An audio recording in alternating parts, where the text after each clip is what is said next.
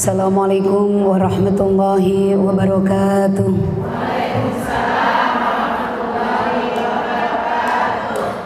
A'udzu billahi minasyaitonir rajim. Bismillahirrahmanirrahim. Alhamdulillahilladzi hadana li hadza wa ma kunna linahtadiya laula an hadanallah. Asyhadu an la ilaha illallah wahdahu la syarika lahu wa asyhadu anna sayyidana Muhammadan abduhu wa rasuluh. Man ahabba liqa Allah ahabba Allahu liqa'ahu wa man kariha liqa Allah kariha Allahu liqa'ahu. Al hadis. Amma ba'd.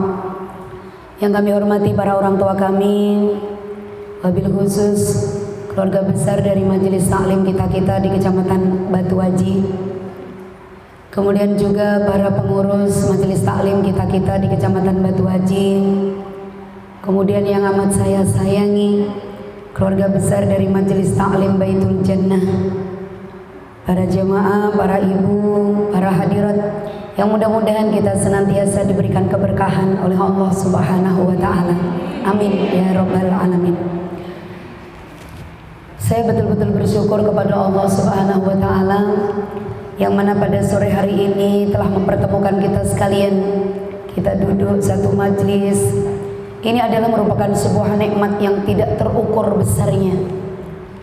Tatkala mungkin orang-orang di luar sana sedang sibuk dengan urusan dunia, tatkala mungkin orang-orang di luar sana sedang sibuk masak-masak, atau barangkali juga sebagian ada yang jalan-jalan, tapi ternyata Allah takdirkan kita untuk duduk di majelis ini. Kita berharap mudah-mudahan ilmu yang akan kita dapatkan bersama bisa kita jadikan sebuah modal untuk memperbaiki kualitas diri, dan mudah-mudahan kita termasuk hamba-hamba yang ditakdirkan oleh Allah untuk senantiasa mendapatkan kemudahan-kemudahan dalam urusan kita di dunia, dan mudah-mudahan juga diberikan kemudahan untuk urusan akhiratnya. Amin ya rabbal alamin. Teman-temanku sekalian, selanjutnya saya juga senang bisa dipertemukan dengan majelis kita kembali. Mungkin setelah sekian bulan kita istirahat sejenak, tapi saya yakin bukan istirahat yang kemudian betul-betul tidak mengkaji ilmunya Allah. Mungkin diganti dengan kegiatan-kegiatan amal soleh di rumah masing-masing. Dan tentu saja kita berharap mudah-mudahan musibah yang Allah berikan kepada kita, baik untuk mengenai pribadi, keluarga, ataupun dengan secara sosial bersama-sama, adalah merupakan sebuah pelajaran yang bisa kita ambil hikmahnya. Dengan harapan mudah-mudahan kita semakin bertambah beriman kepada Allah Subhanahu wa taala. Kita semakin dekat lagi kepada Allah Subhanahu wa taala. Kita semakin lagi bersyukur kepada Allah Subhanahu wa taala, karena di tengah-tengah musibah kita bagian daripada orang yang diselamatkan oleh Allah Subhanahu wa taala. Amin ya rabbal alamin. Baik teman-temanku sekalian, pada sore hari ini sebelum saya berbicara tentang apa yang harus kita lakukan di akhir bulan Dzulhijjah. Jadi kita tahu bahwa hari ini adalah sudah bagian daripada akhir bulan Dzulhijjah. Karena nanti pada tanggal 20 Agustus kita sudah memasuki daripada bulan Muharram.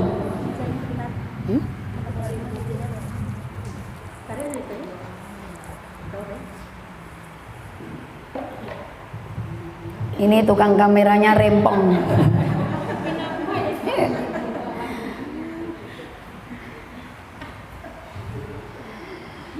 Ada hal yang perlu saya ingatkan untuk kita sekalian, karena di akhir bulan seperti ini, di bulan Dzulhijjah, Nabi mengingatkan kepada para sahabat-sahabatnya pada saat itu untuk banyak-banyak introspeksi diri, untuk banyak-banyak evaluasi diri, untuk banyak-banyak koreksi diri. Kenapa harus seperti itu? Kira-kira mulai daripada Muharram tahun kemarin sampai Muharram tahun yang akan datang ini, bagaimana dengan kehidupan kita? Artinya kehidupan yang ada kaitannya langsung dengan Allah Subhanahu wa taala, ataupun kehidupan kita yang berkaitan dengan sesama manusia. Ini kualitasnya seperti apa? Ini mesti harus kita evaluasi. Kenapa? Agar grafik kehidupan kita itu meningkat, jadi tidak stagnan, apalagi kemudian menurun. Tapi kita memiliki sebuah grafik kehidupan yang semakin baik, semakin baik, semakin baik. Artinya semakin bertambah usia kita, maka mestinya bertambah ilmu kita. Semakin bertambah ilmu kita, otomatis semakin banyak amal kebaikan kita. Kalau sudah semakin banyak amal kebaikan kita, kita semakin tawadhu kepada Allah Subhanahu wa taala. Dan kemudian bahwa kita harus betul-betul mengingat akan hakikat hidup, bahwa sesungguhnya hidup ini hanya untuk Allah, dan yang kita tuju adalah kepentingan akhir hidup kita, yaitu nanti kehidupan di akhirat. Kenapa harus begitu? Ya, ad-dunya mazra'atul akhirah. Dunia ini, teman-temanku sekalian, ladang untuk mengumpulkan bekal menuju akhirat. Sering selalu saya sampaikan bahwa hidup ini tidak akan lama. Nabi sudah katakan 60-70 tahun saja. Kayaknya di zaman sekarang yang lebih dari 70 tahun jarang sekali. Dengan adanya gaya hidup, dengan adanya pola makan dan lain sebagainya, maka apa yang dikatakan oleh Nabi itu benar adanya. Artinya kalau umur kita saat ini sudah 40 tahun ke atas, ini kesempatannya tinggal 1/3 lagi. Artinya 1/3 daripada bagian kehidupan kita. Kalau itu kita mengacu daripada umurnya baginda Nabi Muhammad sallallahu alaihi wasallam. Lah mulai dari kada kita balik, yaitu umur 9 tahun, atau kita belum berumur 9 tahun tapi sudah keluar darah haid. Kemudian sampai hari ini anggap adalah paling sedikitnya di antara kita 40 tahun. Ini kira-kira apa saja yang telah kita persembahkan kepada Allah Subhanahu wa taala? Apa saja yang kira-kira telah kita berikan kepada Allah Subhanahu wa taala? Karena kalau ternyata hasilnya itu belum maksimal, sementara kesempatan yang ada itu adalah tinggal 1/3 bagian daripada kehidupan kita. Makanya wajar kalau kemudian Nabi juga memberikan sebuah pernyataan kepada kita sekalian umatnya. Jadi pernah pada suatu hari sahabat datang, "Ya Rasulullah, ajarkan kepadaku amalan-amalan yang mendekatkanku ke surga dan menjauhkanku ke neraka." Nggak cukup sekali nih sahabat Nabi mengatakan seperti itu. Bicara lagi kepada Nabi, "Ya Nabi, ajarkanlah amalan-amalan yang mendekatkanku ke surga dan menjauhkanku ke neraka." Maka kemudian Nabi tidak lantas menjawab langsung, tapi kemudian Nabi bertanya, "Wahai sahabatku, berapakah kira-kira umurmu?" Kemudian sahabat Nabi mengatakan, "Ya Rasulullah, kenapa aku malah bertanya tentang umurku? Aku minta kepadamu, ajarkanlah kepadaku amalan yang mendekatkanku ke surga dan akan menjauhkanku ke neraka." Maka kemudian Nabi menyatakan seperti ini, "Sebelum aku kasih tahu tentang amalan-amalan yang mendekatkanmu ke surga dan menjauhkanmu ke neraka, aku perlu terlebih dahulu tahu berapa kira-kira umurmu." Kenapa wahai sahabatku seperti itu? Kalau sekiranya umurmu itu sudah 40 tahun dan ternyata selama 40 tahun itu kamu timbang-timbang sendiri, kamu hitung-hitung sendiri, ternyata amal-amal kebaikanmu lebih banyak dibanding dengan amal-amal keburukanmu, maka bersiap-siaplah kamu untuk masuk surganya Allah Subhanahu wa taala. Tapi kalau ternyata setelah kamu umur 40 tahun, kemudian kamu timbang-timbang amalmu, dan ternyata amal-amal burukmu lebih banyak daripada amal-amal baikmu, ketahuilah wahai sahabatku, bersiap-siaplah engkau disungkurkan ke neraka oleh Allah Subhanahu wa ta'ala. Kenapa kok menjadi umur 40 tahun? Karena barometer kehidupan seseorang itu bisa dilihat ketika mereka berumur 40 tahun. Kalau secara psikologi, umur 40 tahun itu umur kematangan psikis. Artinya kematangan jiwa. Kedewasaan seseorang itu ukurannya adalah ketika ia umur 40 tahun. Kalau kita melihat juga perkembangan kejiwaan manusia, maka umur 40 tahun itu batas ambang maksimal. Jadi andai kata sebuah kesuksesan itu ukurannya, maka mulai kita balik, ini sukses begitu, itu sampai umur 40 tahun. Setelah 40 tahun, ini nggak bisa naik lagi sudah grafiknya. Yang ada apa? Secara fisik otomatis kesehatannya menurun. Jadi menurun. Akhirnya seperti anak kecil kembali. Makanya kemudian ada yang namanya pikun. Ya atau tidak? Tidak sedikit ini teman-temanku sekalian yang baru berumur 60, 70, udah pikirannya udah ngawur, udah ngelantur. Jadi 40 tahun ini adalah ambang maksimal. Jadi ketika kemudian selama 40 tahun dan kemudian kita timbang-timbang lagi, kemudian amal kita kurang, itu gak ada lagi yang bisa kita lakukan kecuali kemudian memperbaiki kualitas diri, bertaubat segera kepada Allah, dan kemudian kita melakukan kebaikan dengan harapan di sisa umur kita menuju akhir hayat kita, Allah tidak lagi berikan kesempatan kita untuk melakukan perbuatan yang tidak berguna, apalagi adalah perbuatan yang sia-sia. Oleh karena itulah Nabi juga menggambarkan kepada kita para umatnya, kemaksiatan yang dilakukan oleh orang yang sudah lansia dengan kemaksiatan yang dilakukan oleh anak-anak yang masih muda, jadi sama-sama kadar maksiatnya, tapi tingkat dosanya itu berbeda di hadapan Allah Subhanahu wa ta'ala. Jadi gedean kemaksiatan yang dilakukan oleh orang yang sudah dewasa, gedean kemaksiatan yang dilakukan oleh orang yang sudah tua. Jadi contoh, sudah umur 60 tahun masih suka maksiat, sudah 60 tahun masih juga ngomong yang tidak-tidak, dibanding dengan anak-anak yang pada saat itu mengenal pubertas, anggaplah dia mengatakan sesuatu yang penuh kemaksiatan, jadi sama-sama maksiat, maka dosa yang dilakukan lebih besar nilainya di hadapan Allah, dosanya orang tua dibanding dengan dosanya anak-anak muda. Kenapa harus seperti itu? Ya itu tadi, karena sudah dikasih kita barometer, sudah dikasih batasan. Maka sebaiknya kalau kita umurnya sudah 40 tahun ke atas, jangan lagi kemudian kita berpikir banyak-banyak tentang urusan dunia. Kita berpikir lagi tentang bahwa hidup ini masih panjang, atau barangkali kita masih senang dengan melakukan kemaksiatan. Tapi sebaliknya, ketika kita sadar bahwa umur kita sudah tidak muda lagi, maka kemudian kita betul-betul harus mempersiapkan diri untuk kembali kepada Allah Subhanahu wa ta'ala. Lah, proses seperti ini teman-temanku sekalian gak mudah. Jadi tidak semudah membalikkan telapak tangan. Ketika kita duduk-duduk di majelis seperti ini, rasanya semangatnya muncul. Iya juga ya, sudahlah, kalau begitu aku akan begini, aku akan begitu, aku akan zikir ini, aku akan zikir itu, aku akan melek malam deh, aku akan inilah, banyak banget. Tapi coba nanti keluar dari majelis, ketemu temannya di jalan, habis ini kemana kita?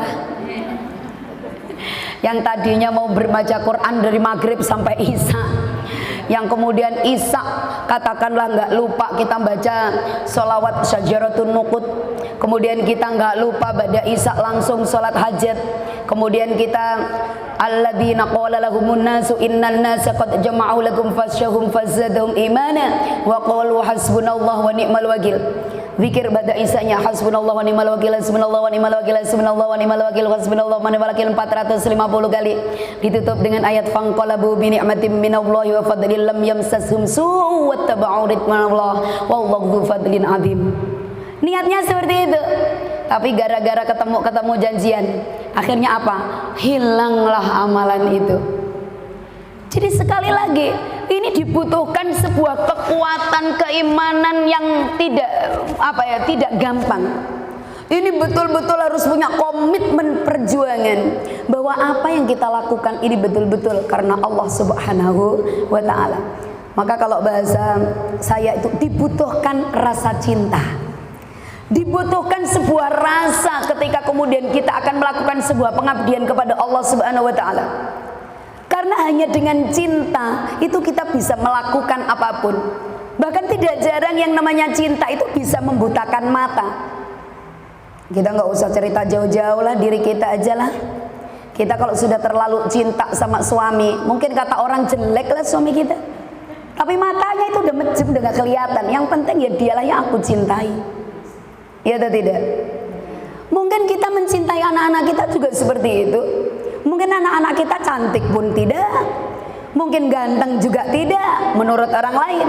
Tapi karena kita sudah menaruh kecintaan kepada anak-anak kita, yang namanya anak kita, ya siapapun dia, bagi kita dia adalah raja kita, atau dia adalah ratu kita. Ya udah, orang mau ngomong apa tentang anak kita nggak mau dengar lagi. Karena apa? Kita sudah terlanjur cinta kepada anak-anak kita. Lah mestinya rasa cinta seperti itu harus kita bangun untuk Allah Subhanahu wa taala. Jadi kalau kita itu ibadah dengan cinta, kalau kita itu kemudian mengabdi kepada Allah dengan rasa, maka mestinya kita tidak akan kenal lelah. Kita tidak akan kenal yang namanya capek. Kita tidak akan kenal yang namanya bosan. Kenapa? Karena kita melakukan itu penuh kecintaan kepada Allah Subhanahu wa taala.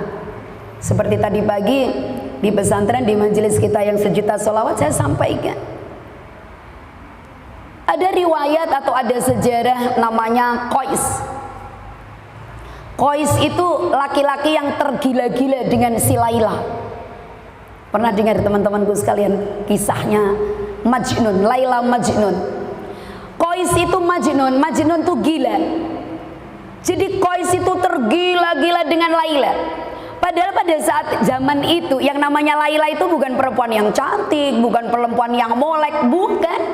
Dia perempuan berkulit hitam. Tapi yang namanya juga sudah jatuh cinta, maka yang kulit hitam pun mungkin juga kelihatannya mulus. Pokoknya Masya Allah, yang namanya Qais itu dimanapun yang dipanggil-panggil cuma Laila. Jadi yang dipanggil, yang ada di pikirannya cuma Laila. Tapi ketahuilah teman-temanku, di dalam kisah ini ada sebuah hujah untuk kita sekalian umat Islam, khususnya adalah kita umatnya Nabi Muhammad SAW. Jadi pada suatu hari pernah ya, ketika ia berkunjung ke kampungnya Laila, maka kemudian di luar rumahnya Laila, Qais menemukan sandalnya Laila. Ini belum ketemu Laila loh teman-temanku sekalian, baru ketemu sandalnya Laila. Apa yang dikatakan oleh Qais? Bahwa sandal orang yang aku cintai ini lebih bagus daripada apapun yang aku miliki. Maka sandalnya saja disanjung-sanjung oleh si Majnun atau si Qais ini. Kemudian ia mengatakan, aku tuh kalau sudah masuk ke kampungnya Laila, maka yang ada di pikiranku cuma Laila, Laila, Laila, Laila. Di sana ada orang berantem, aku nggak dengar.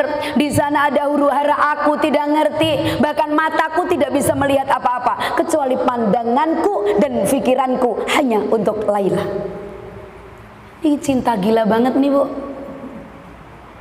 Kemudian pada suatu hari ketika si Majnun ini atau si Qais ini sedang jalan-jalan, maka ternyata datanglah anjingnya Laila.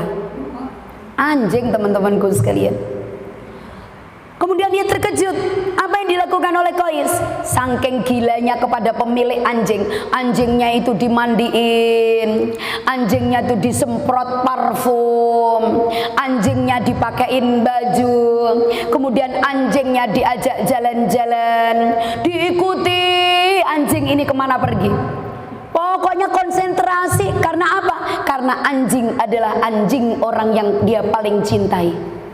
Walhasil akhirnya anjingnya itu lewat ke sebuah masjid. Jadi di masjid itu ada orang-orang lagi sholat, anjing ini lewat-lewat, Majnunnya ikut lewat-lewat. Bayangkan, nggak sadar kalau kemudian ada orang-orang yang sedang sholat. Pokoknya anjing jalan dia jalan, anjing muter-muter dia jalan. Ya namanya sudah gila tadi itu. Akhirnya beberapa hari kemudian orang-orang yang sedang sholat tadi mengutuk kepada si Majnun. Apa kata mereka? Majnun ini benar-benar gila, Qais benar-benar gila. Anjing dibawa masuk ke masjid, kemudian lewat di depan orang-orang sholat. Ini perlu kita tegur nih kayaknya Qais nih, biar dia itu tidak semakin gila. Akhirnya dipanggil oleh teman-temannya. Kemudian ditanya, Qais, beberapa hari yang lalu kamu ini menunjukkan kegilaanmu.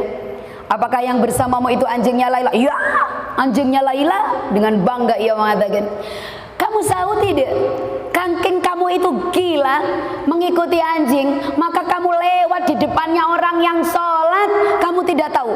Nggak tahu, kata si Qais. Tahu tidak, kalau keberadaanmu tadi ternyata mengganggu daripada orang-orang yang sedang sholat.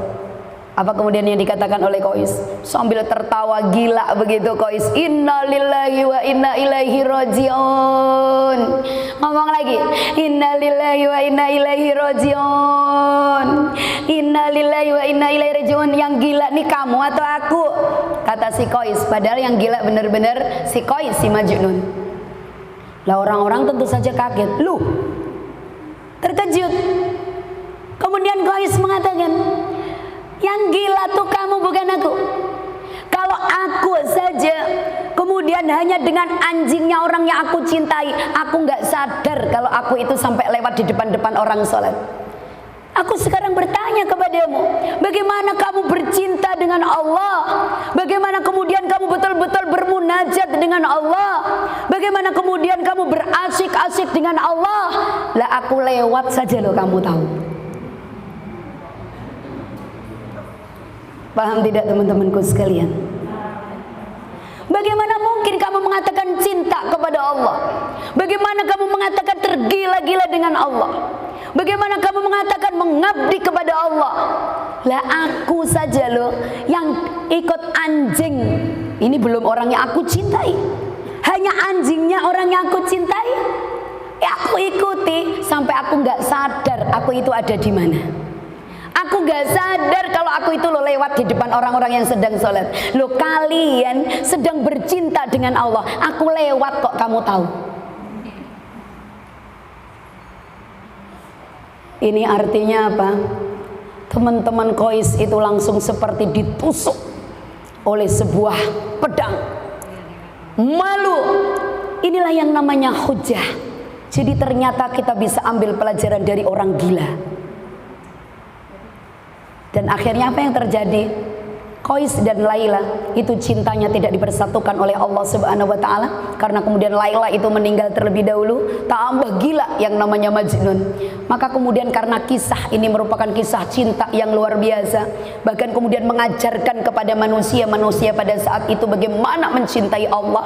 Mestinya kalau kita betul-betul cinta kepada Allah, betul-betul kita ini sedang bermunajat kepada Allah, apapun yang ada di sekitar kita, kita tidak akan pernah bisa merasakannya, saking cintanya kita dengan Allah Subhanahu wa ta'ala. Lah ini terkadang kita tidak seperti itu. Masya Allah, sering saya contohkan, kita bermajelis taklim itu mencari ilmu, kita teorinya tahu tapi prakteknya berat.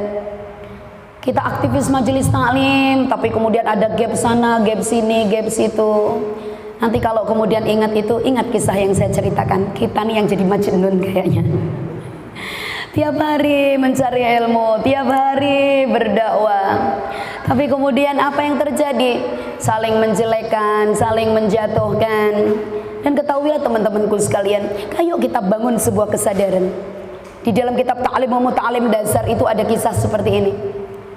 Nadhom, yen ono konco olo lakune ndang dohono, yen ono konco bagus enggal ndang kancanono. Artinya apa? Kalau ada teman yang baik, ayo cepet ditemenin. Tapi kalau ada teman yang tidak baik, jauhin. Karena seseorang itu bisa dilihat dia bertemannya dengan siapa.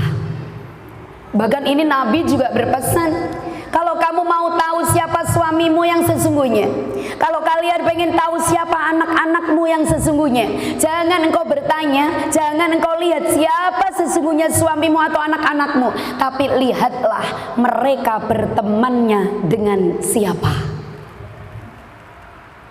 Kita mau baik seperti apa? Kalau ternyata temannya orang-orang yang tidak baik, maka kemudian kebaikan kita juga akan diragukan.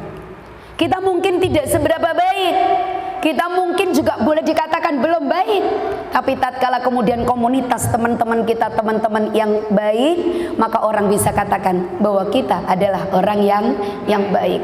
Dan ternyata teman yang baik itu yang seperti apa? Teman yang senantiasa mengingatkan akan kepentingan akhiratnya daripada kepentingan dunianya.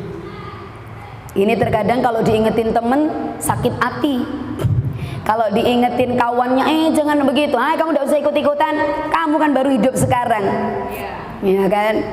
Padahal kalau ada teman yang mengingatkan kepentingan akhirat, teman yang mengingatkan akan kecintaan kepada Allah, teman yang mengingatkan kecintaan kepada baginda Rasulullah, itu sesungguhnya adalah teman yang baik dibanding dengan teman-teman yang hanya mengajak kita untuk urusan-urusan dunia, yang mengajak kita mungkin menghabiskan waktu untuk kepentingan-kepentingan yang tidak berguna.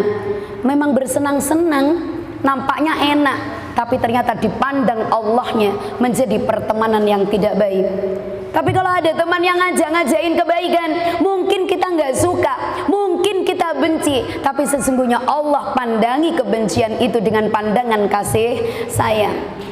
Lah, majelis kita hadir mungkin untuk itu, teman-temanku sekalian. Jadi kita saling mengingatkan, kita kemudian saling bersama-sama menuju Allah. Terlebih tatkala umur kita sudah seperti ini, yaitu 40 tahun ke atas. Udah nggak ada waktunya lagi kita untuk ubyuk sana ubyuk sini. Ngerti nggak bahasa ubyuk sana ubyuk sini?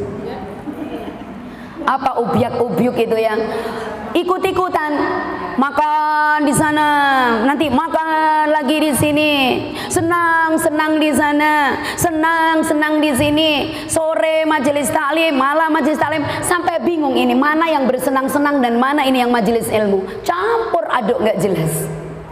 Kita nggak boleh seperti itu, teman-temanku sekalian. Kita mesti harus sudah bisa membedakan, ini majelisnya Allah kah? Ini majelisnya Rasulullah kah? Ini apakah ini majelis dunia? Kalau kita sudah berkomitmen menjadi aktivis majelis ilmu, kita komitmen menjadi aktivis majelis zikir, mestinya kita sudah tidak lagi bergabung dengan majelis-majelis dunia. Ini saya katakan di majelis beberapa hari yang lalu, malaikat pada bingung nih nyatet apakah itu kebaikan atau keburukan. Kenapa? Pagi joget-joget, malaikat atid sudah tulis tuh, joget-joget, sudahlah pakaiannya nggak jelas, sudahlah pakai kaos melentotnya semua kelihatan, aurat, aib, udah dicoret nih si oleh malaikat rokib, malaikat atid. Sorenya majelis ilmu, malaikat atid tulis bermajelis ilmu di Masjid Baitul Jannah. Malamnya ketika kemudian mau laporan kepada Allah, perang mereka itu antara rokib dan atid, banyak mana nih kebaikan atau keburukan, kebaikan atau keburukan, kebaikan atau keburukan. Lama-lama karena terlalu banyak keburukannya, atid terus yang berikan kesempatan untuk lapor di hadapan Allah Subhanahu wa taala. Walhasil apa yang terjadi? Kita yang mungkin merasa di dunia banyak melakukan kebaikan-kebaikan, maka nanti di yaumil mizan ketika kita terima catatan amal kebaikan, maka ternyata kosong buku catatan amal kita. Kemudian kita bertanya kepada Allah, protes kita, demo.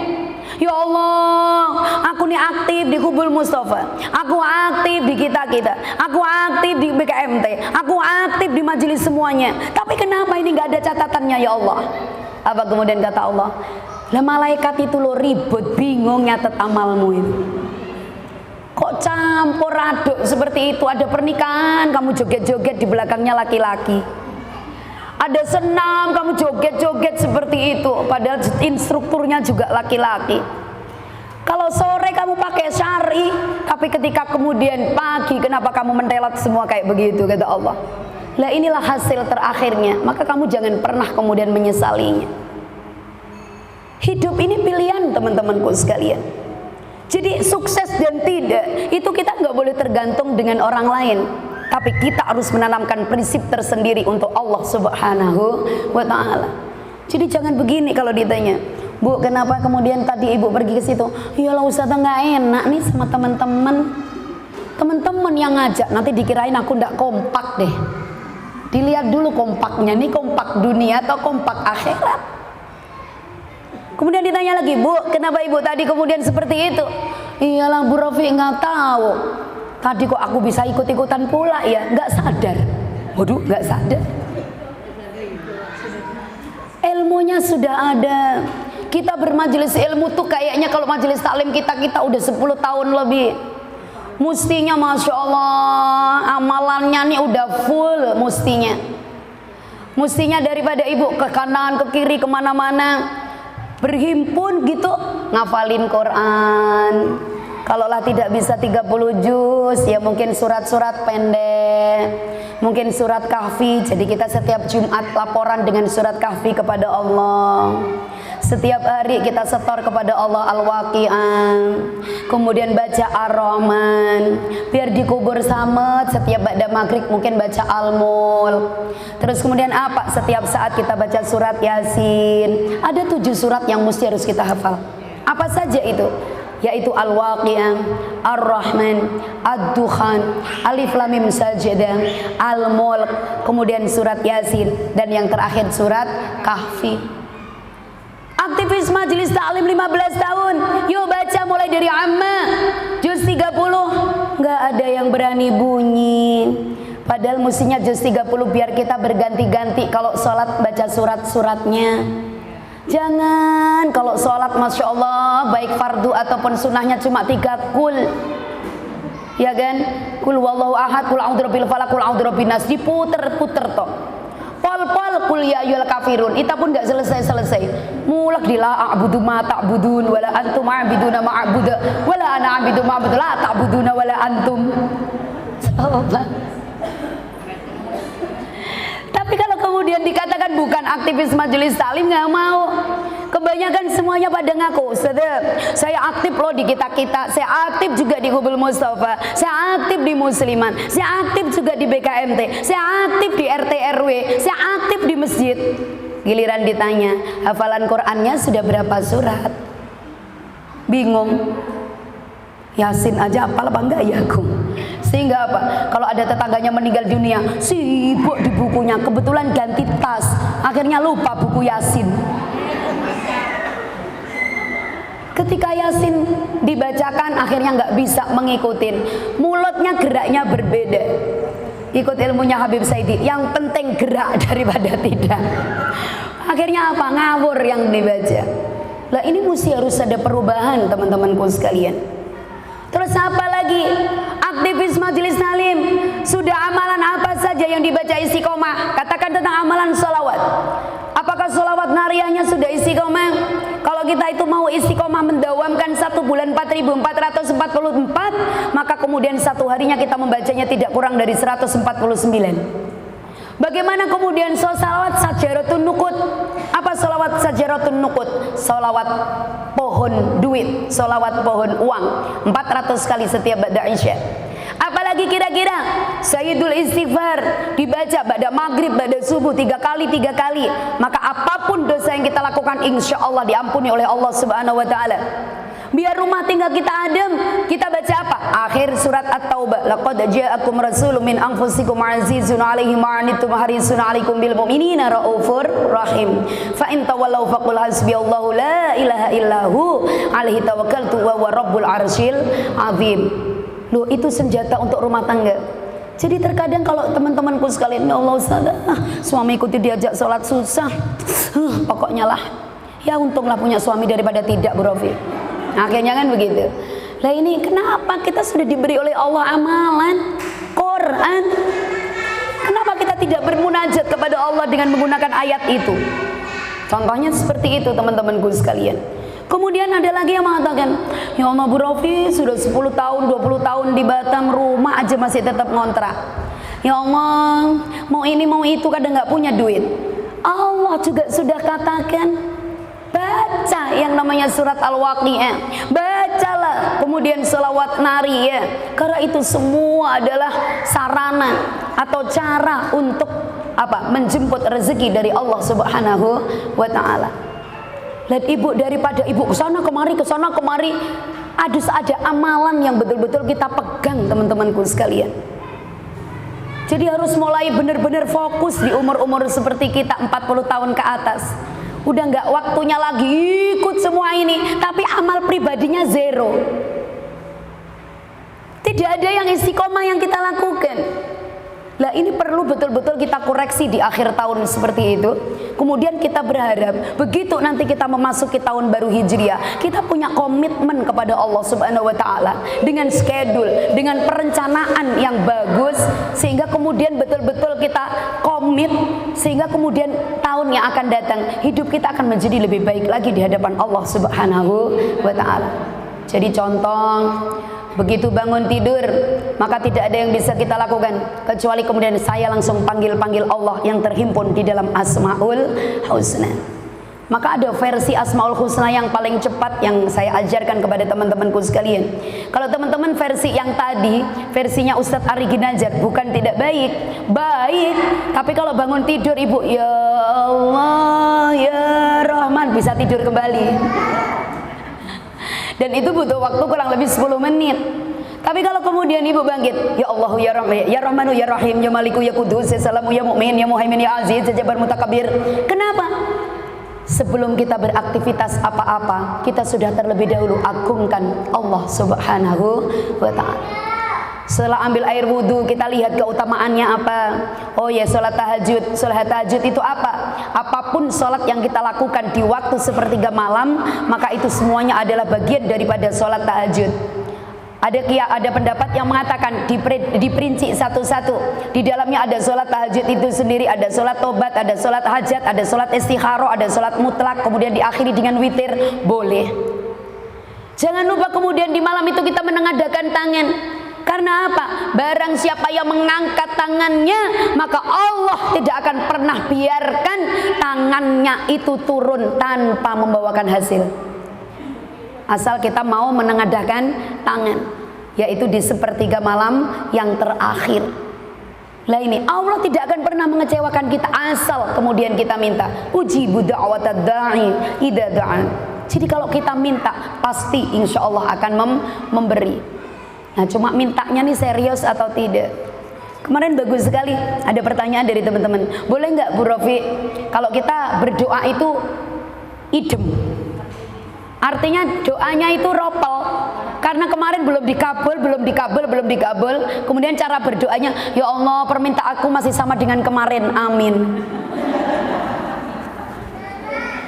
Ini yang bertanya juga aneh. Alangkah malasnya, padahal ad-du'aul ibadah. Doa itu bagian daripada ibadah. Jadi kan berarti kita nggak mau ibadah. Nah kalau sampai kemudian 2 tahun keinginannya nggak kabul-kabul, akhirnya kalau doa ya Allah masih idem kayak kemarin, amin.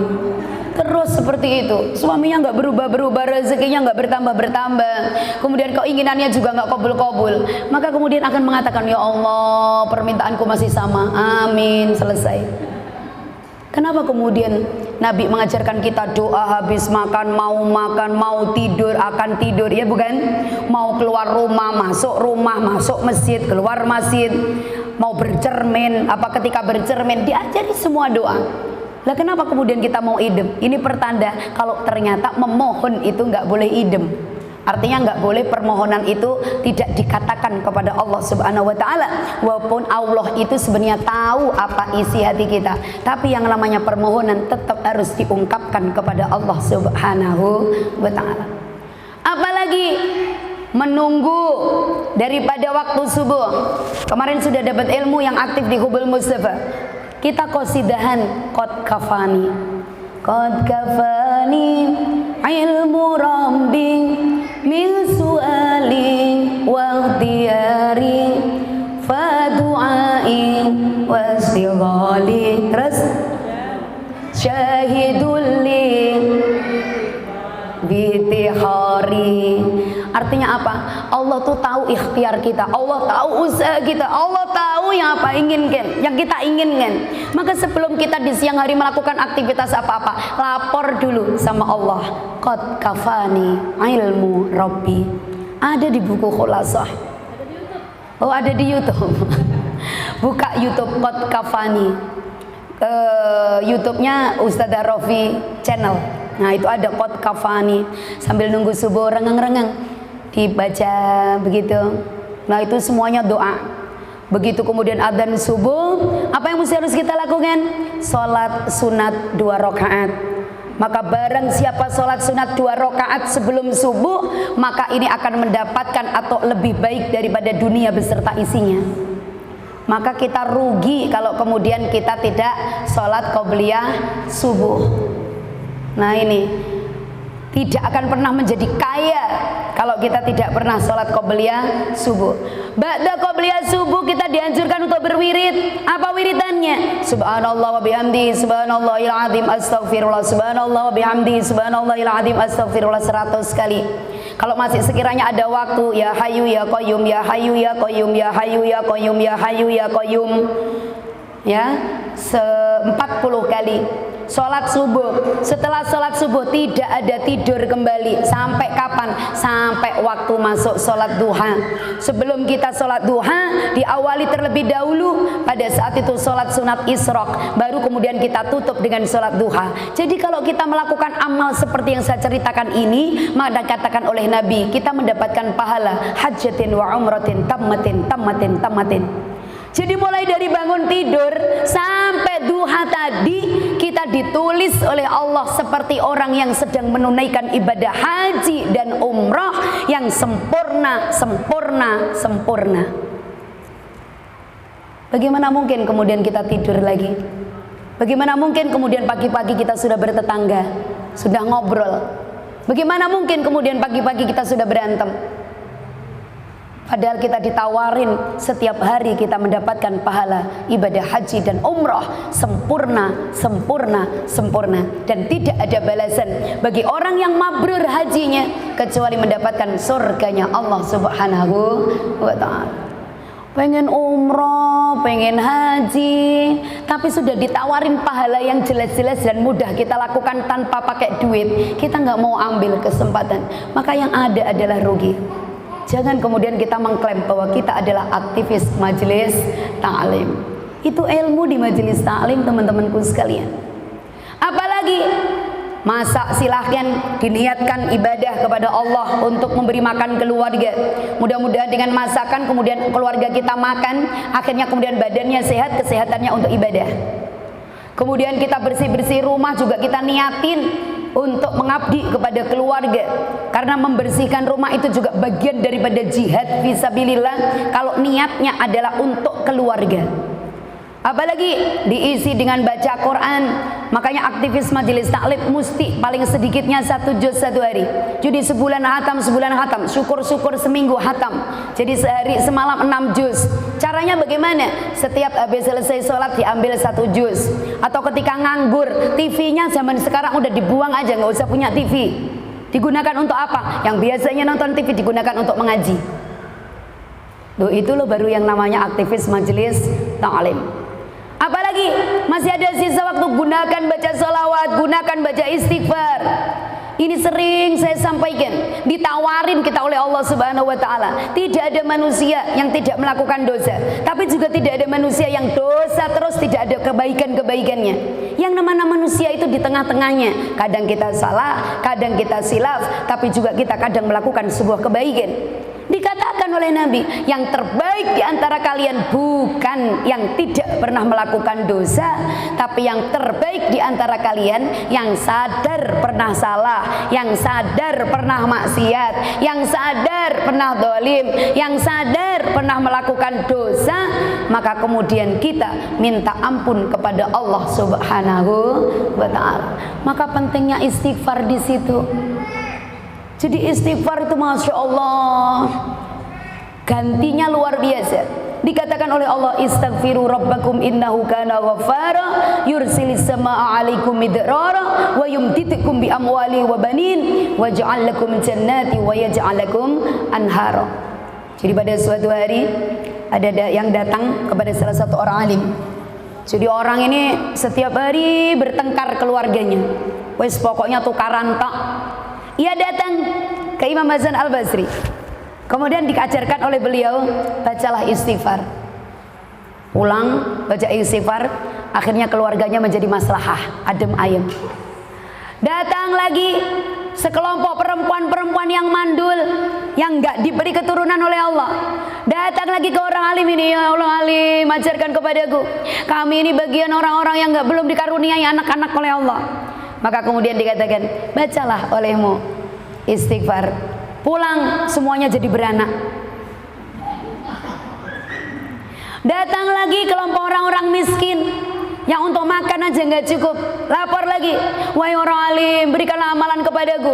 Kami ini makan aja nggak cukup, utang menumpuk. Bagaimana ini? Cari kerja juga susah. Dikatakan bacalah istighfar sebanyak-banyaknya.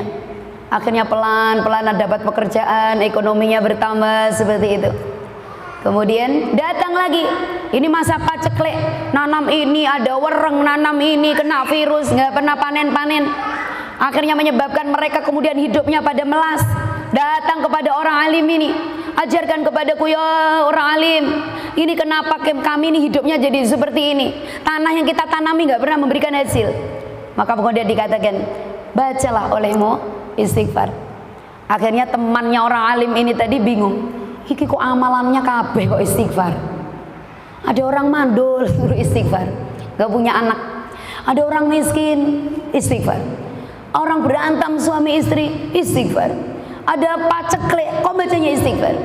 Maka kemudian orang alim ini mengatakan kepada temannya, apakah kamu tidak tahu kalau sesungguhnya Allah telah berikan kepada kita istaghfiru rabbakum innahu kana ghaffara yursilis samaa alaikum midrara wa yumditkum bi amwal wa banin wa yaj'al lakum jannati wa yaj'al lakum anhara. Jadi kata Allah di dalam Al-Quran, lek kamu sadar, kalau kamu sadar banyak dosa, pernah maksiat, pernah zina, pernah dolim, pernah apa lagi, pokoknya perbuatan yang tidak baik, sadar itu, maka cepat baca istighfar. Karena apa? Bagi kita yang suka istighfar, yursilis samaa alaikum midrara, maka Allah akan turunkan nikmat, Allah akan turunkan rezeki, Allah akan turunkan anugerah seperti derasnya air hujan. Jadi mana yang miskin-miskin yang nggak punya duit, Allah turunkan rezeki seperti derasnya air hujan.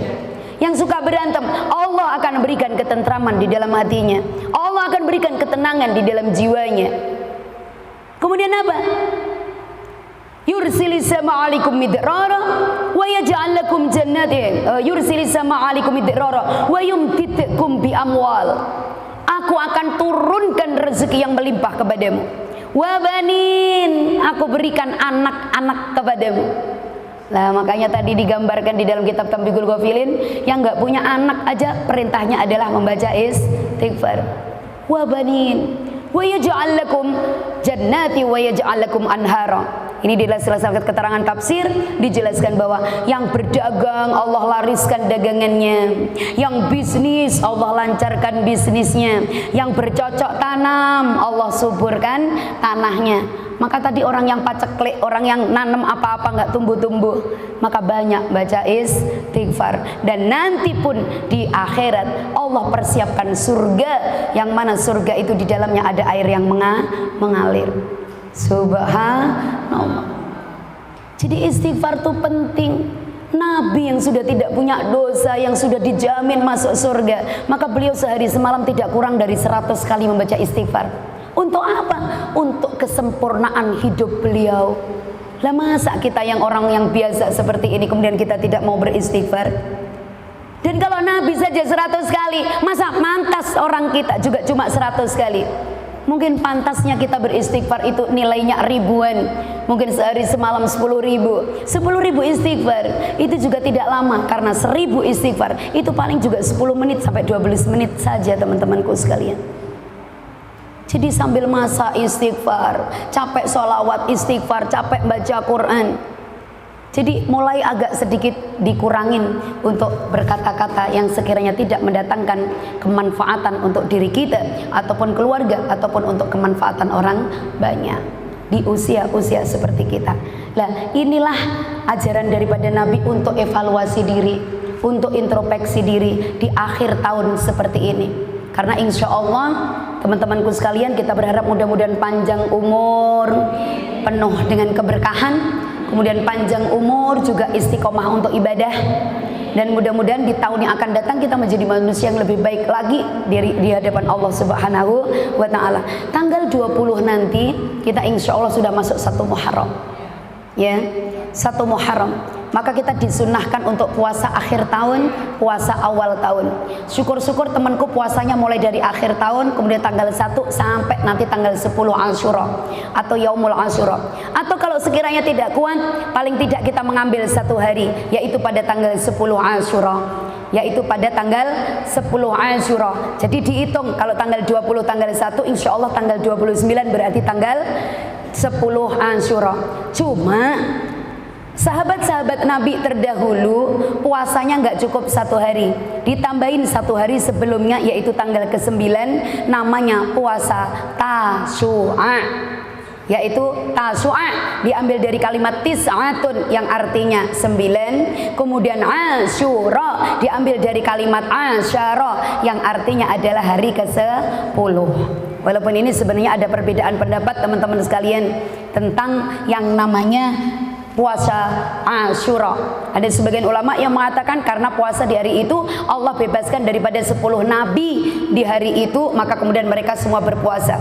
Tapi ada sebagian ulama mengatakan ketika Nabi hijrah dari Mekah ke Madinah, begitu sampai kemudian di Madinah, pada saat itu orang-orang Madinah pada berpuasa. Kemudian Nabi bertanya, kenapa kalian pada berpuasa? Maka mereka mengatakan, ya Rasulullah, hari ini adalah hari dibebaskannya Nabi Musa atas Fir'aun. Ia diberikan kekuatan oleh Allah untuk membelah Laut Merah. Maka kami bersyukur kepada Allah karena pada saat itu Musa diselamatkan oleh Allah Subhanahu wa ta'ala. Ada yang beralasan, ya Rasulullah, kami berpuasa karena pada hari itu dulu Nabi Yunus dikeluarkan dari perut ikan hiu. Maka sebagai ungkapan rasa syukur atas Nabi yang diberikan keselamatan oleh Allah, kami berpuasa untuk Allah Subhanahu wa ta'ala. Ada lagi yang mengatakan, ya Rasulullah, kami berpuasa karena pada Yaumul Asyura kelahirannya Nabi Ibrahim. Kemudian Nabi Ibrahim dihukum oleh Raja Namrud, dibakar, maka kemudian diselamatkan oleh Allah, tidak terbakar. Kejadian itu juga terjadi pada Yaumul Asyura. Maka kami berpuasa untuk mensyukuri itu semua. Maka lantas kemudian Nabi mengatakan, wahai para sahabat-sahabatku, karena engkau berpuasa, maka aku pun juga berpuasa, dan aku akan perintahkan kepada sahabat-sahabatku semuanya untuk berpuasa pada Yaumul Asyura. Artinya apa? Pada saat itu puasa Asyura menjadi puasa yang diwajibkan oleh Nabi kepada umat Islam. Beberapa tahun kemudian maka turunlah wahyu, turunlah Al-Quran yang berbunyi Bismillahirrahmanirrahim. Ya ayyuhalladzina amanu kutiba alaikumusiyam kama kutiba alal ladzina min qablikum la'allakum tattaqun.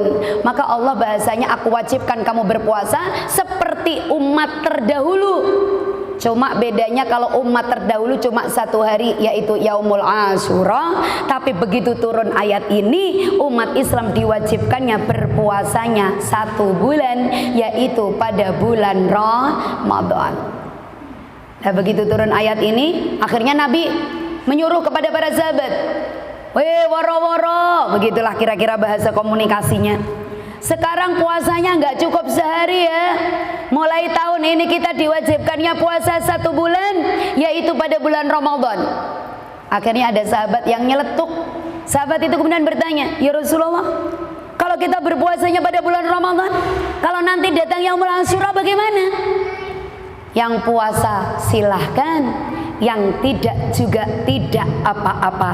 Tapi kemudian Nabi mengatakan, tapi aku akan berpuasa.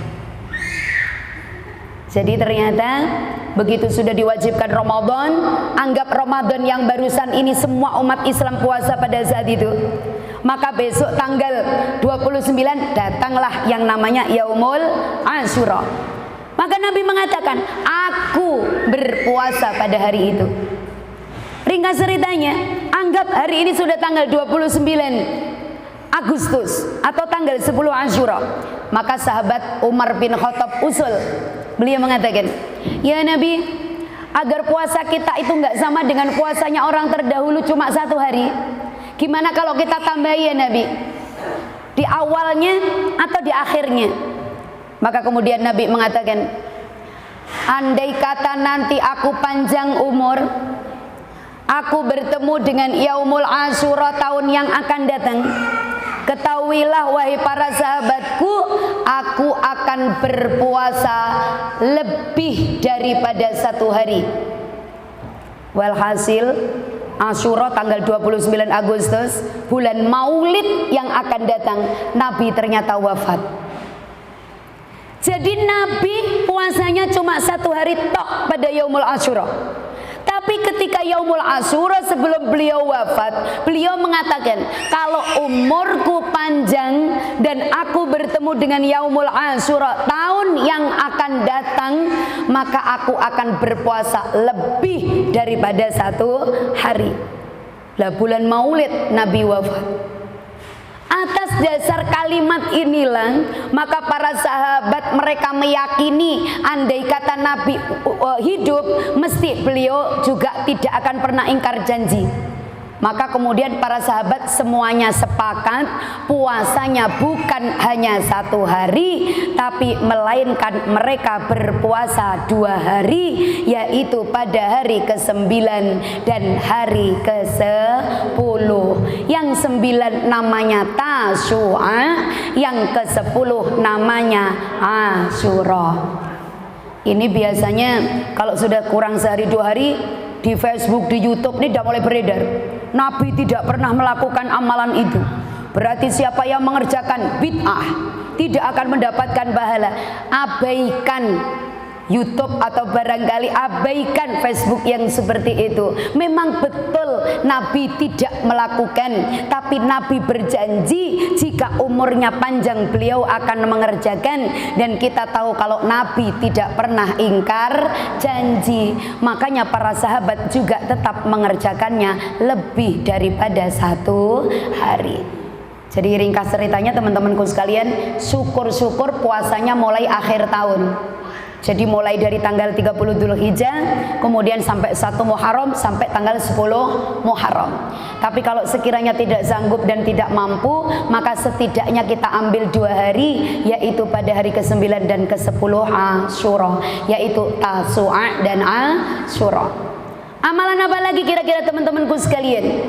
Nabi mengatakan, barang siapa yang meringankan beban hidup saudaranya pada yaumul Asyura, maka Allah akan bebaskan atau Allah akan ringankan hidupnya sepanjang tahun.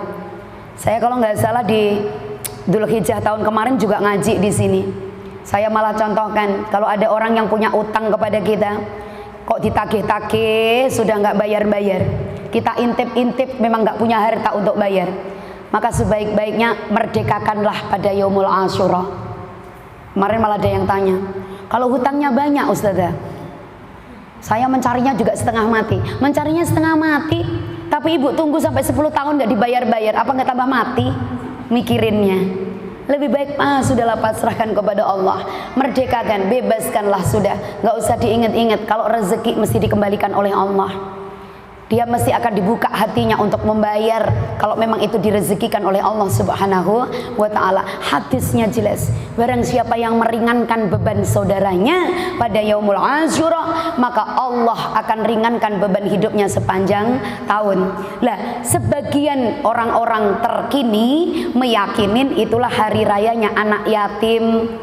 Makanya yang dibebaskan hidupnya itu anak yatim. Masa anak yatim diingatnya cuma kalau Asyura, ya kan? Lah, mestinya tidak. Jadi kalau teman-temanku pengen begitu, cari mangsa sendiri-sendiri. Jadi bukan organisasi. Kalau ada santunan anak yatim, yang paling afdal juga pas yaumul Asyura, bukan hari yang lain. Karena hadisnya bukan kapan-kapan, bukan. Maka sedekah spesial pada yaumul Asyura. Jadi jangan disamakan. Diadakan santunan anak yatim kapan? Tanggal 15 Asyura. Itu akan menjadi sedekah biasa. Ya, sedekah yang dilakukan pada tanggal 15 Asyura, nilainya sama dengan sedekah harian. Kalau kita mau mengambil afdalnya, tepat pada tanggal 10 Asyura, karena yang dinamakan yaumul Asyura adalah hari yang ke-10. Jadi kalau umpamanya santunan di taklim kita atau di Kubul Mustafa atau di mana, itu kapan-kapan, hari itu secara individu, secara pribadi cari mangsa sendiri. Kira-kira siapa yang nak kita bantu yang nilainya itu sampai untuk meringankan beban hidupnya. Jadi bukan sedekah harian biasa. Punya saudara utangnya 10 juta, ibu berinya cuma 50.000. Ya nggak terasa kan? Apalagi kalau hutangnya 25 juta, ibu bantunya cuma 50.000. Itu cuma cukup untuk beli bakso 2 anaknya aja udah habis itu.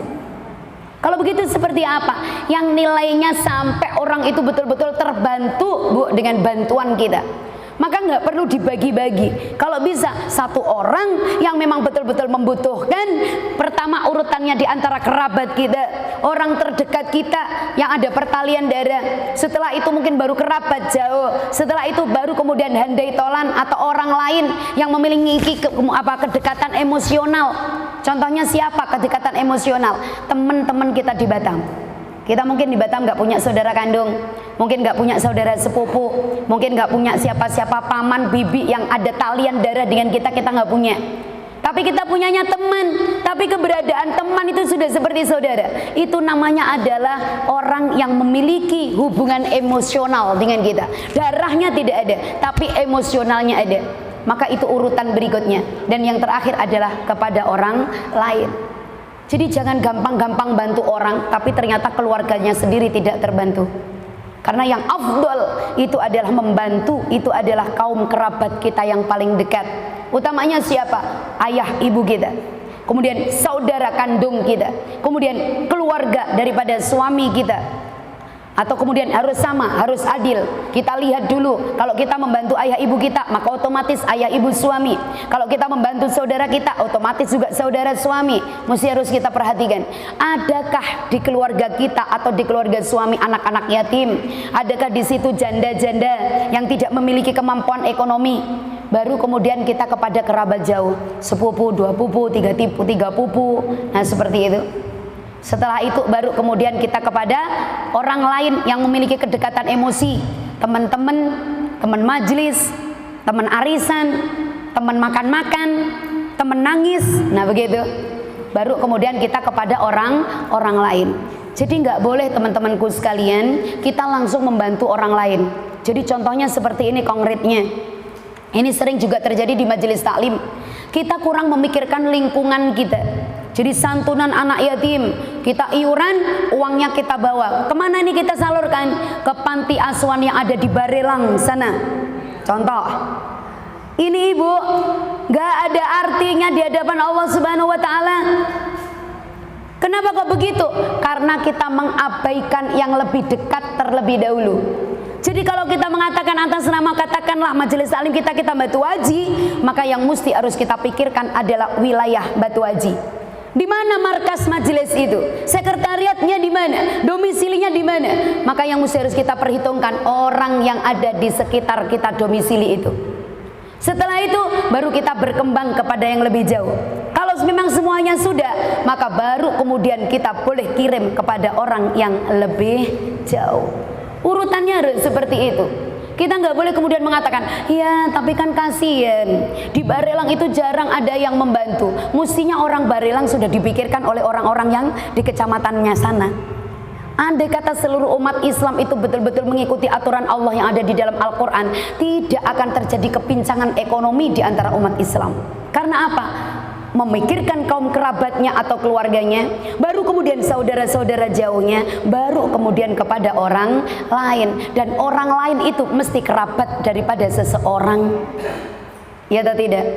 Ada nggak yang nggak punya kerabat? Emang kita lahir mak jegunggu langsung. Ngerti nggak bahasa mak jegunggu?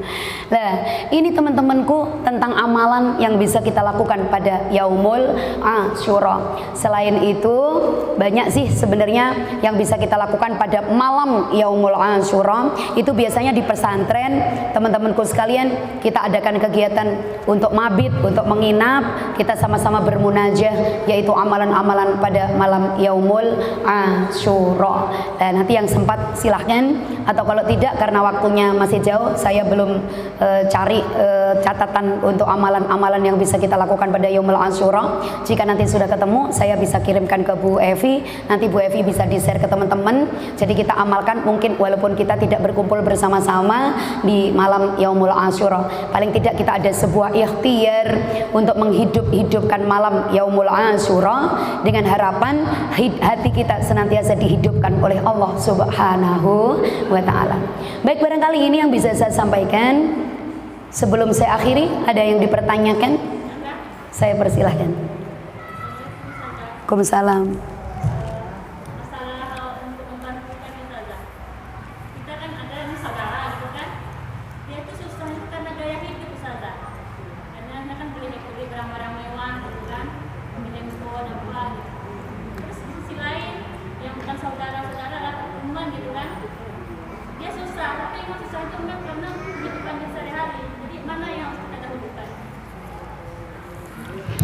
Teman-teman, pertanyaannya luar biasa. Jadi ada saudara kita yang susah tapi karena gaya hidup. Susah tapi nggak sadar kalau susah, gitulah kira-kira. Besar pasak daripada tiang lah mungkin bahasanya. Sementara ada teman yang bukan saudara, dia susah beneran. Artinya memang perlu bantuan. Mana terlebih dahulu yang kita harus ikutin? Kita harus tetap mengikuti Al-Quran, yang kaum kerabat terlebih dahulu. Jadi saudara dulu. Caranya seperti apa? Dibagi. Artinya kesulitan saudara tadi di mana kita bantu. Kemudian kalau memang kita mau berbagi, baru kemudian kita berikan sebagian, yaitu untuk teman yang memang ada kedekatan emosional. Tapi kalau hanya teman itu orang lain, ya biarkan. Orang lain tadi mesti juga saudaranya seseorang. Paham nggak kira-kira? Jadi kita nggak usah terlalu memikirkan orang lain, karena orang lain itu sudah dipikirkan oleh saudaranya. Paham atau tidak kira-kira ya? Tapi kita wajib memikirkan saudara kita, karena saudara kita bukan saudaranya orang lain, melainkan kitalah saudaranya. Nah, jadi seperti itu. Ada lagi? Iya Bu Anis. Nenek akan mau puasa di tanggal 1 Muharram sampai tanggal 10. Gimana? Tanggung Bu Anis. Jadi kalau mau puasa tanggal 1 sampai tanggal 10, lebih baik diikutkan di akhir Dzulhijjah. Jadi sebelum kita berdoa itu ya Bu ya, kan ada doa awal tahun, akhir tahun terlebih dahulu baru awal tahun, pada malam tahun baru. Lah itu sebaiknya kita berpuasa. Jadi kita berpuasa di akhir tahun, kemudian ya tanggal 30. Setelah itu kemudian kita puasa tanggal 1 sampai tanggal 10. Itu kalau kemudian teman-temanku sekalian berpuasa 1 sampai 10, malam tanggal 11-nya itu kita baca manaqib Syekh Abdul Qadir Al-Jailani. Insya Allah futuh rezeki kita. Iya, malah dianjurkan. Iya. Ada lagi? Ibu, teman yang bertanya lagi? Apa? Oh silakan, Quintan.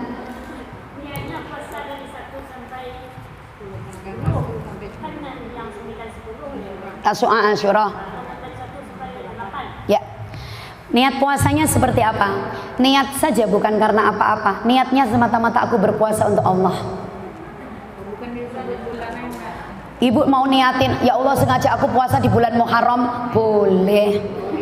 Tapi nggak ada spesifikasi nama, begitu maksudnya. Jadi kalau ya Allah yang penting aku berpuasa karena Allah, selesai sudah. Jadi yang namanya puasa itu yang tahu pahalanya hanya Allah.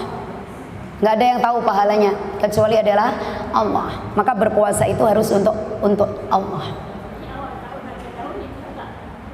Akhir tahun. Iya, ya Allah aku berpuasa di akhir tahun. Mudah-mudahan ketika para malaikat melaporkan amal-amalku, maka aku tutup dengan berpuasa. Maka aku niat puasa di akhir tahun. Nah begitu boleh. Kemudian ya Allah di tahun baru aku niat berpuasa. Mudah-mudahan ketika tahun ini malaikat melaporkannya kepada Allah, aku dalam keadaan berpuasa. Nah begitu. Ya. Pakai bahasa Minang aja lah nih. Ya Bu Intan.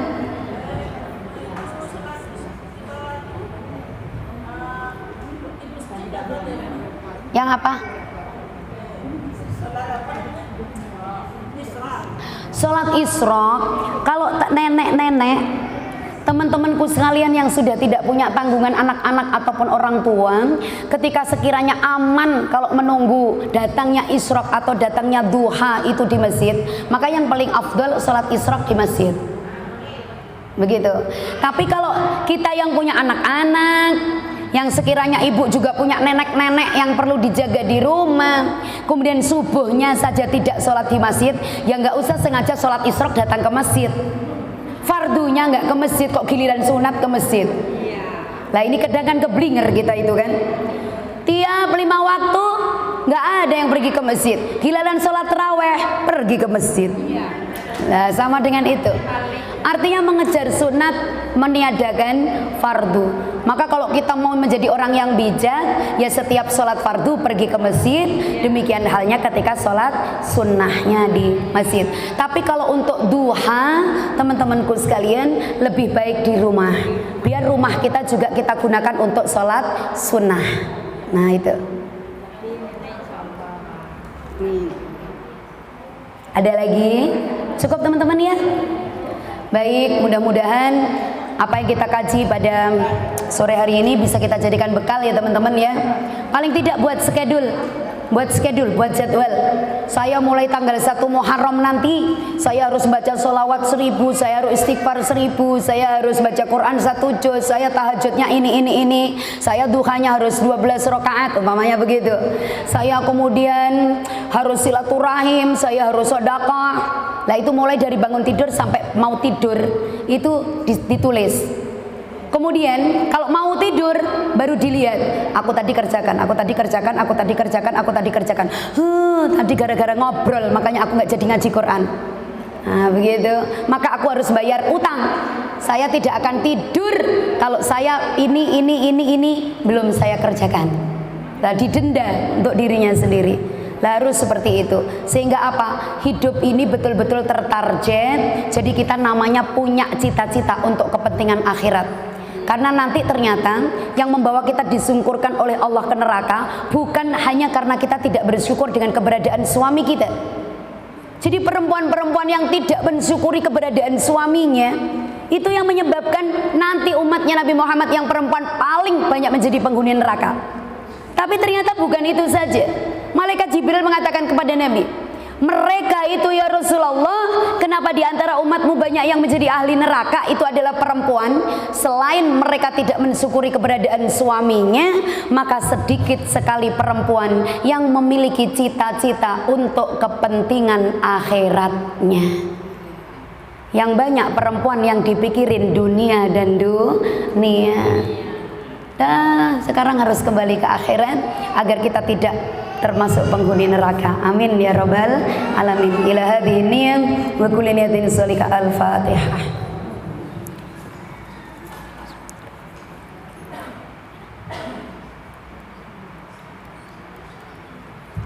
A'udzu billahi minasyaitonir rajim. Bismillahirrahmanirrahim.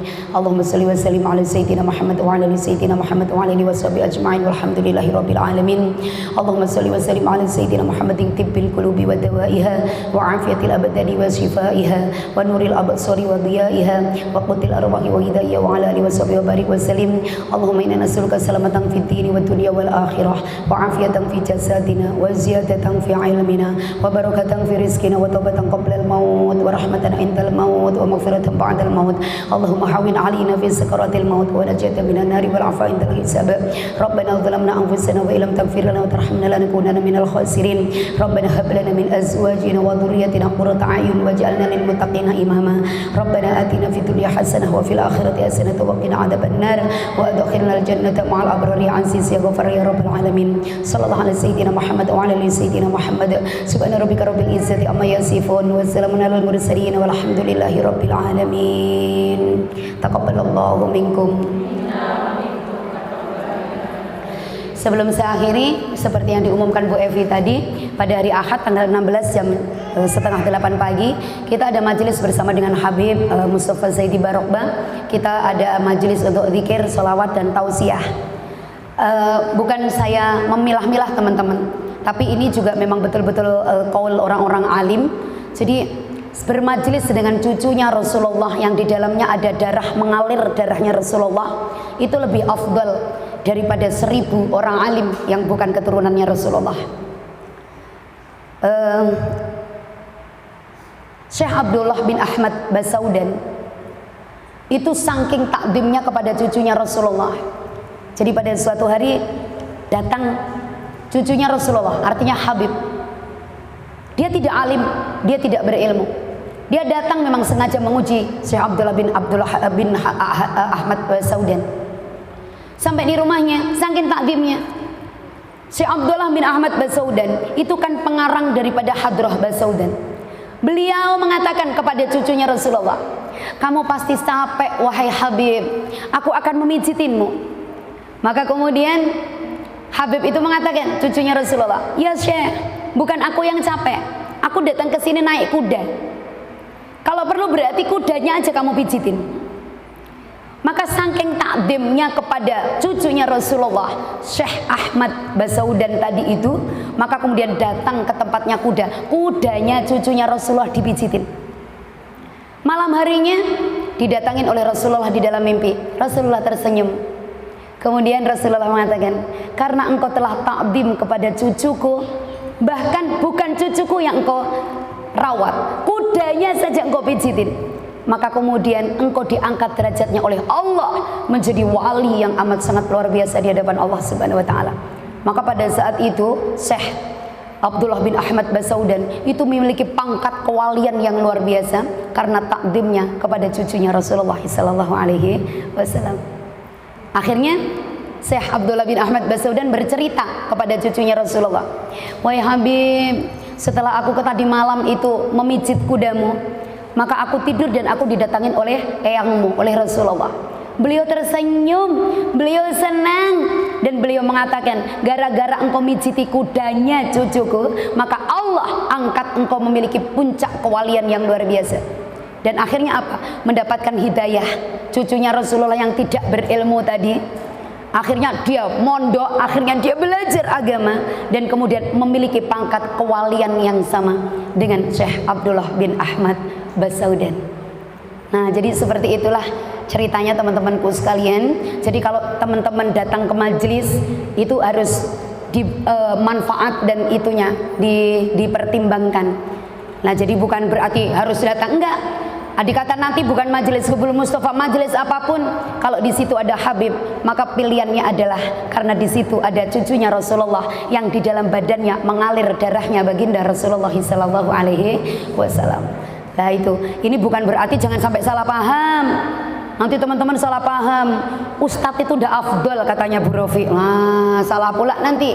Siapapun orang yang berilmu itu semuanya afdol. Tapi tatkala kita dihadapkan dengan pangkat kecucunya Rasulullah, maka kemudian kita harus berani memilih yang di dalamnya ada cucunya Rasulullah. Nah, itu dicontohkan oleh Syekh Abdullah Ahmad Basaudan. Nah, barangkali itu ya. Jadi teman-temanku mudah-mudahan panjang umur dan diberi kesempatan untuk hadir bersama-sama. Kita nyawaitu sholawatan bareng di Masjid Sultan pada hari Ahad jam 7:30 pagi. Ya, biar jam 11 kita sudah selesai teman-teman ya. Baik, terima kasih. Wallahul muwaffiq ila aqwamit thoriq. Wassalamualaikum warahmatullahi wabarakatuh.